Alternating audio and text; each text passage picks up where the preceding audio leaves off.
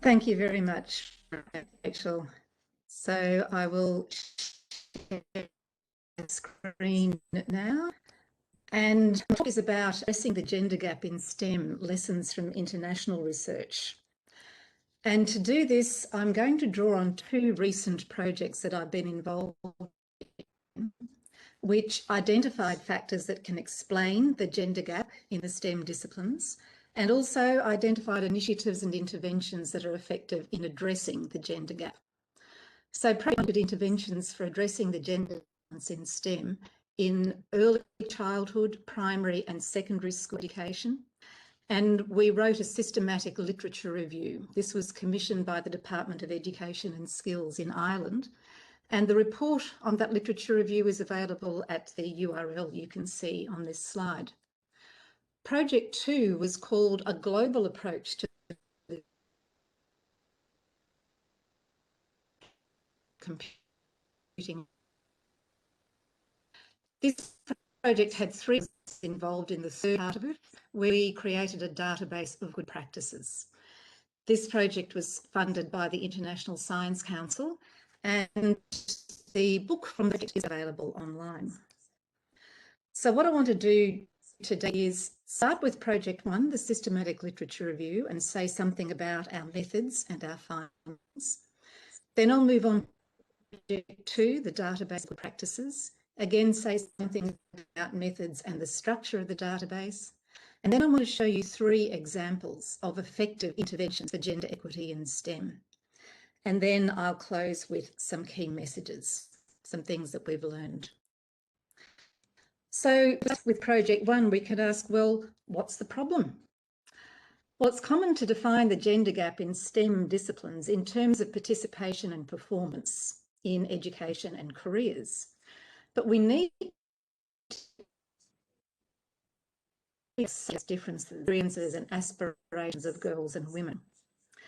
There were two influential UNESCO projects that have mapped this gender terrain in STEM. The first was called the Cracking the Code report. And this report adapted Bronfenbrenner's ecological systems theory, which proposes that there are multiple nested spheres of influence that act on individuals. And these spheres of influence interact with each other to create a complex web of effects that will differ from one person to another. And this report, from which this diagram is taken, compiled and organised factors at the four levels that you can see here. Firstly, at the level of the individual learner, then at the level of family and peers, then at the institutional level where school is an important influence, and then the level of society as a whole. So at the individual level, there are psychological factors such as self-efficacy, self-perceptions, stereotypes, interest, motivation, and so on, that can influence individuals' STEM abilities and skills and behaviour. Then when we move out to the level of family and peers, we see that parental beliefs and expectations, education and socioeconomic background play an important role in shaping females' beliefs and motivation. Also important are family characteristics such as ethnicity, the language use at home, immigrant status, and family structure. Peer influences come into play at this level as well. Then when we look at the institutional level, and particularly school, the Cracking the Code report focused on the learning environment in school, teacher beliefs and experience, curricula and assessment approaches and materials, teaching strategies and interactions in the classroom, and the overall school climate.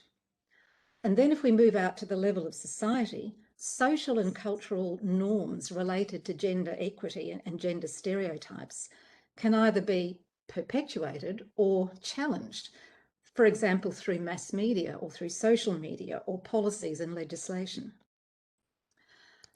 So the next thing we can ask is, well, if that's the problem, then what is the solution?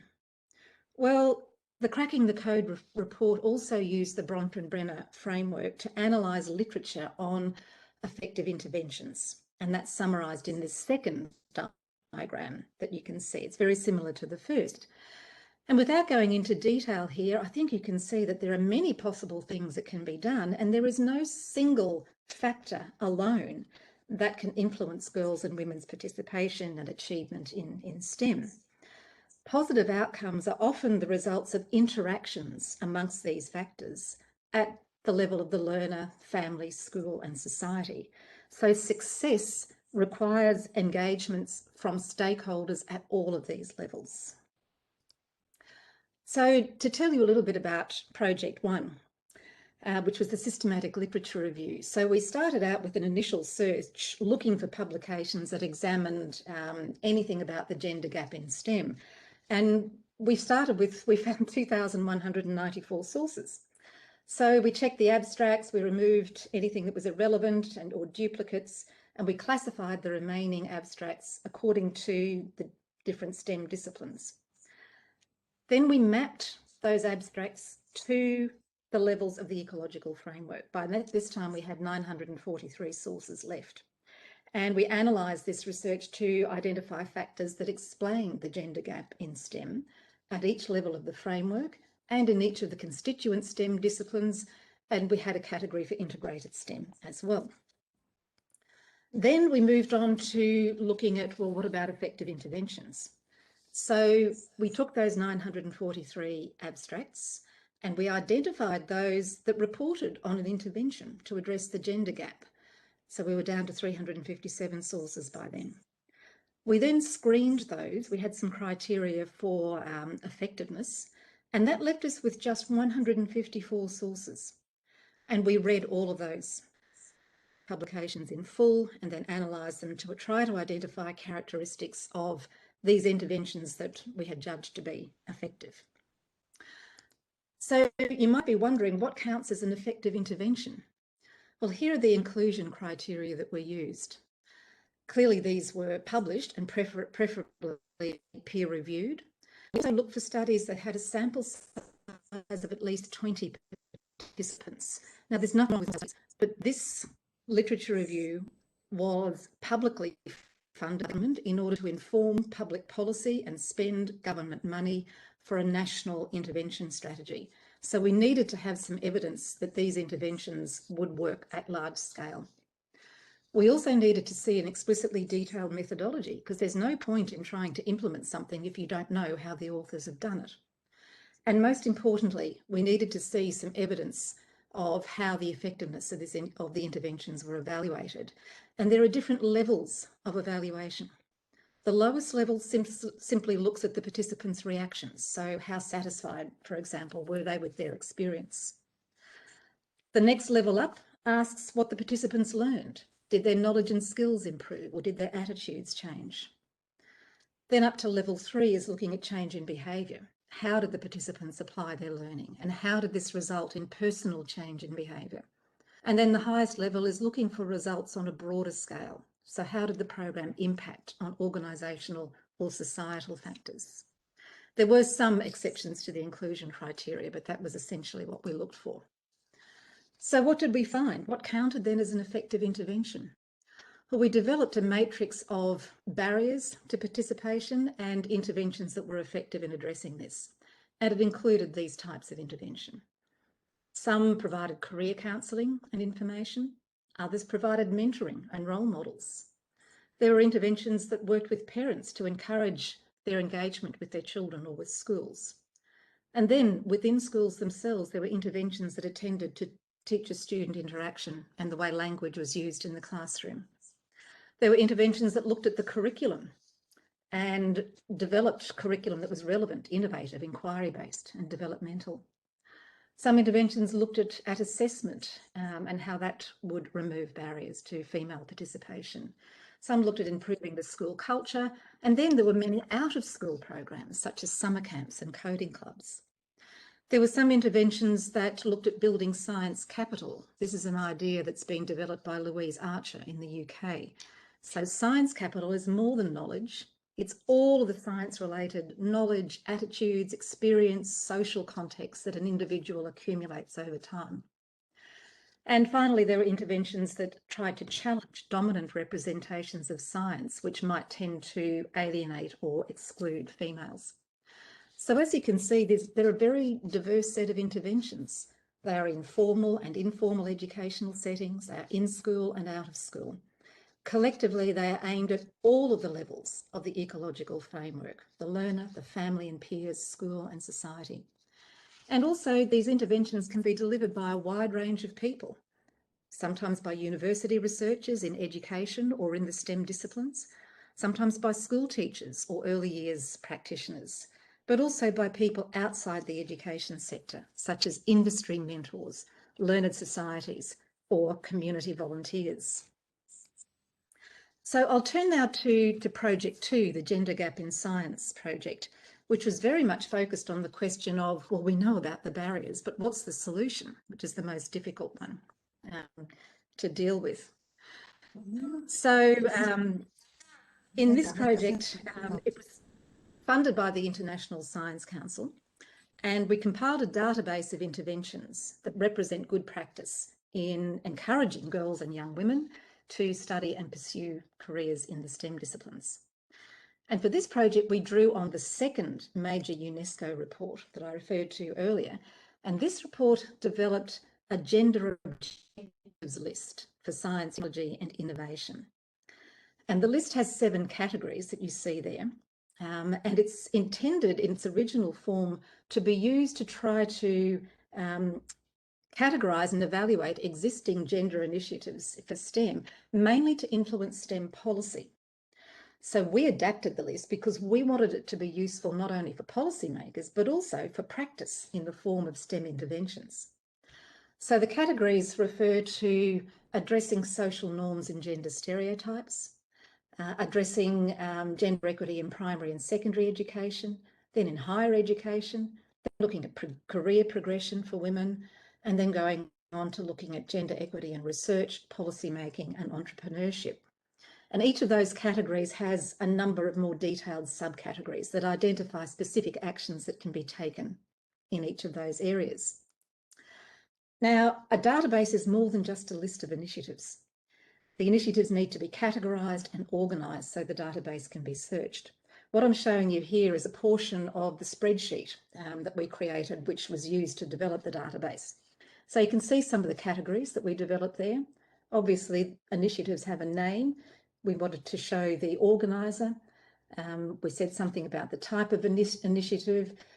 You'll see there that we've categorised the initiatives according to the level of the Bronfenbrenner ecological framework. There's a web link.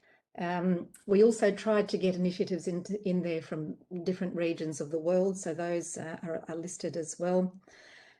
We categorised each initiative by the UNESCO Gender Objectives list. That's off the screen that you can't see. And we also noted whether there was any evidence of the effectiveness of these interventions. Now, obviously, it wasn't possible to find every initiative around the world, and that wasn't the intention. So what we did, create a structure for the database with examples of initiatives that do represent geographical regions from around the world. And we want this to be a living resource that people can add to over time. So I'll briefly give you 3 examples of initiatives from the Good Practice database, just to show you the kind of things that are there. So the first one is from the Netherlands, from the National Expert Organisation on Girls and Women and Science and Technology. And it's called, most appropriately, More Girls and Women in STEM. This one addresses gender stereotyping through role models and mentoring. And we classified this one as addressing the first 2 of the UNESCO gender objectives. So it's about conceptions, attitudes, behaviours and so on. And it's about encouraging girls and young women at the school level and also in vocational education. So this is a screenshot of the front page of this website. It's got little pictures of the various initiatives. There's more than one, as you can see, and there are more than I can show you here. So what do these things do? The DigiVita initiative, this offers coding courses and summer camps for girls, and it's run by female IT professionals. There are mentoring circles, that's at the bottom right. This is for female STEM students in vocational and higher education. One that's not on this screen, there is a primary school program which provides students and teachers and parents with information on STEM professions, and raises awareness of gender stereotypes and offers role models to primary school students. You can see at the bottom left, there are secondary school projects as well, again, offering speed dating with STEM role models, offering teacher education activities that challenge gender stereotypes and develop gender responsive lessons. One that I don't think is on the screen is an initiative called Girls' Day, in which technology companies, government organisations and universities open their doors for the day for 10 to 15-year-old girls. There's one there up the top called Mirror Image, which is a database of role models. And there's another one which I don't think is on here called Share My Day in Tech, where pre-service teachers spend a day work shadowing female technical professionals. And these initiatives have been evaluated and the evaluation report is available on the website. Second example is Project Juno, which is the diversity initiative of the Institute of Physics in the UK. And this project aims to promote gender equity in STEM careers through organisational structures and systems. So we classified this one as relating to the UNESCO Gender Objectives 4, 5 and 6 because it's looking at career progression for women. It's also promoting the gender dimension in research and in policy making. So this initiative is seeking to support all underrepresented groups by delivering equality of opportunity in relation to selection processes, encouraging career progression and promoting all staff, and promoting an inclusive work culture. Project Juno was formally evaluated in 2013 to investigate the impact of this project on the institutions that were participating in this.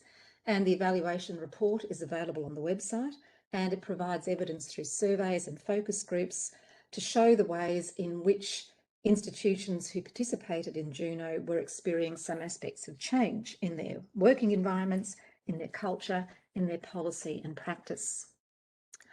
The third example is one which engages young learners in STEM through teacher education that promotes scientific inquiry. And this is the Arc of Inquiry project. It was funded by the EU.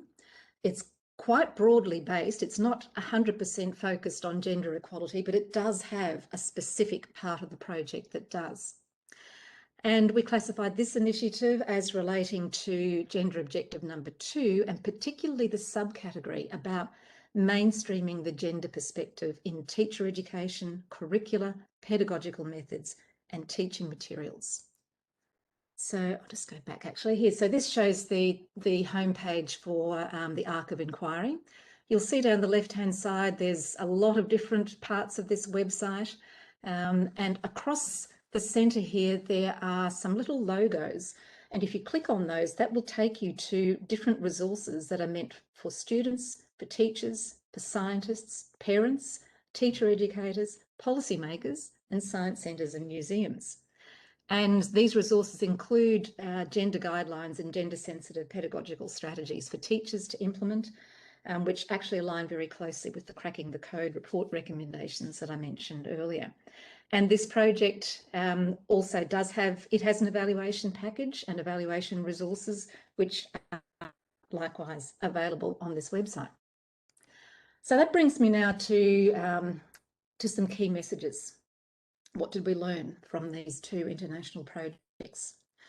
The first set of key messages is about evaluation and about evaluating interventions. So before we even get there, one thing that was obvious to us was that there's a lot more literature on gender barriers in STEM than there is on effective gender interventions. So we know a lot about the problems and we know much less about the solutions. The other thing that really stood out was that many intervention studies don't provide adequate information that will allow someone else to implement the intervention. And especially, there's not always a lot of information that provides evidence of effectiveness. There's certainly little information available on the long-term impact of interventions, and that resonates very much with our previous speaker. There's a lot of, if there's anything, it'll be short-term, but we need to be patient and look at long-term impact. And the evidence of effectiveness varies in form and quality. Most of what's there focuses on changes in participation, attitudes, beliefs and aspirations, which is level 1 and 2 of our evaluation framework. There has been less attention to looking at changes in achievement and behaviours, so that's at level 3. So we need to think carefully about what counts as evidence of effectiveness, what changes do we want to see, and then think about how can we go about collecting evidence of effectiveness over time, because change doesn't happen overnight. Another set of key messages, I think it's fairly clear that there's no single intervention which is going to solve everything. So my colleagues and I believe that we're better off trying to work out a suite of interventions which could aim for some shifts in emphasis. We think it would be beneficial, or we found in the literature that most of the interventions are aimed at secondary school students. Now, there's nothing wrong with that, but this is not the only place where interventions are needed.